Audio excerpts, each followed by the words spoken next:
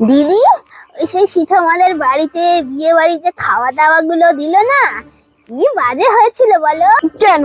সবকিছু তো ঠিকঠাকই ছিল, আমিও তো কাল গিয়ে খেলাম। কোথায় আর ভালো বলে তো দিদি, পচা মাছের মাথা দিয়ে মনে ডাল করেছে, ডালটা কি বিচ্ছিরি পচা পচা গন্ধ, আর মাংসটা মনে মরা মুরগি গো, মরা মুরগি। ওই ওরকম কিছু তো ছিল না।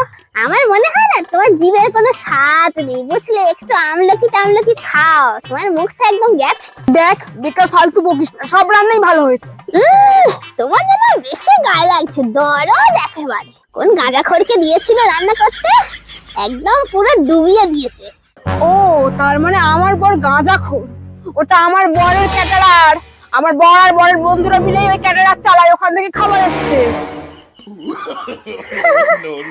ও, ওটা ওটা তোমার বরের ক্যাটারার।